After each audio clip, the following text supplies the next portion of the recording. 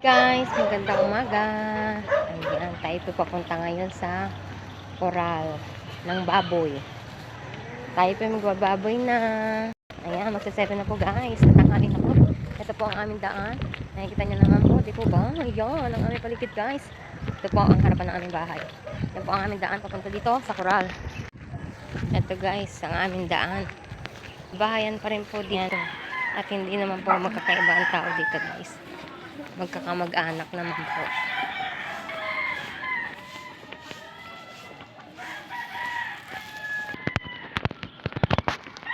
Ito pang bahay na to, tingnan nyo, ay puro halaman. Ang gaganda. Nagbubulaklakan na siya. Halatang plantita, di po ba? Ayan, mahilig sa halaman. At ito naman po, makikita nyo, dito ay lupa pa po ito ng aking biyanan. Ayan, ito po.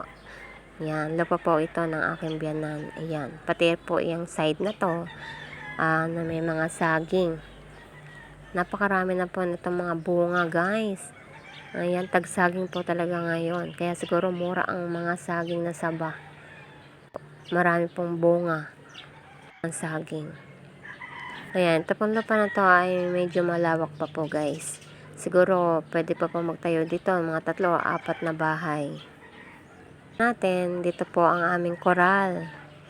Ayan, tayo po ay magpapakain na po ng mga baboy dahil po umaga po namin pinapakain. Ayan, may saging pa po dito guys. O, ito ay malapit na. May mga pusa nga rin po pala kami dito. Kailangan din po namin yan dahil po sa bodega ay may mga daga. Doon po nandun yung mga pakain. Ayan nga po guys, at may tanim pa po tayo dito ng kalabasa at kamatis. Sana po ay magtuloy ito. Para naman meron din kaming pagkukuhanan ng gulay, di po ba? Yan. At tayo na pong papakain ng mga baboy. Siguradong gutom na po ang mga ito. Dahil po alam nila pag may dumadating na ay nagwawala na po ang mga ito guys. At kailangan po natin magtakip ng ating buhok. Gawa ng tayo ay mag-aamoy alam niyo na mag-aamoy pera. Di po ba? Ayan, nandito po ang kapatid ng aking bilas. Ayan, tayo na po yung papakain. Umpisa po ay pakainin natin ang inahin. Ayan, dadala na po natin ang pakain. Pati yung 3 bake doon. Sila po ang inuuna ko guys na pakainin.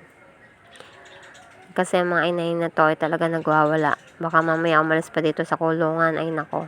Ayan, 3 mo nang ito ang ating uunahin pakainin. At malalakas na po itong kumain guys. 1 tabot kalahati ang nakakain na to sa umaga. Ito namang mga baboy o inahin na ito ay mga buntis na nanganganak po yung isa sa March. Yung isa naman po ay sa April. Ayan, kaya naman pa magkakaroon na ulit kami ng biik pag sila ay nanganak. Ang ginagawa po namin dito guys, bago namin linisin ang kanilang mga kulungan, ayan, kailangan po namin basain muna ang sahig gawa ng para mas madali po silang walisin.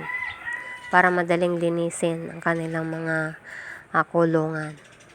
Yan, ganyan po ang ginagawa namin sa araw-araw guys. Umaga at sa hapon.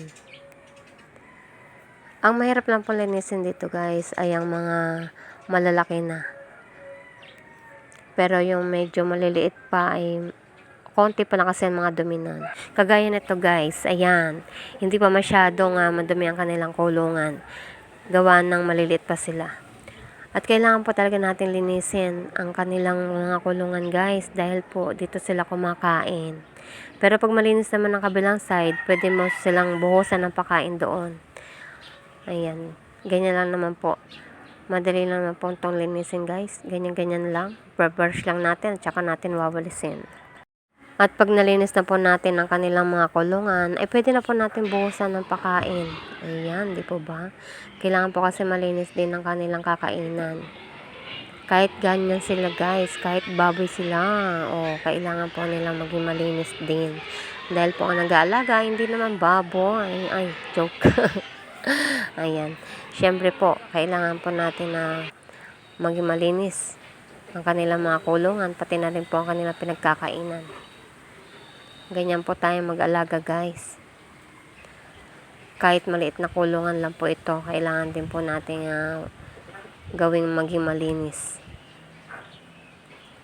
Ayan. Ito naman po ay 12 na baboy. Ang dami nila guys, di po ba? Kaya naman po ang kulungan nilang ito, napakadami po nito pag umaga at saka hapon. Kaya kailangan todo kuskus ka talaga dito guys. Pero okay lang dahil pagkatapos naman ng 4 to 5 months ay bentahin ng mga ito. Ayan guys, salamat po sa inyong matyagang panonood. At sana po huwag po kayo magsasawa. Samahan niyo po ako palagi sa ginagawa ko pong pagbablog. Ayan. Ingat po ang lahat. And God bless. Sana po ay ma-share po ang video na to. At kung hindi ka pa po nakapollow, please follow po more. Pakipollow po ang aking page. Salamat po ng marami. At kung pwede po ay pakishare na rin. Thank you guys. God bless. Bye.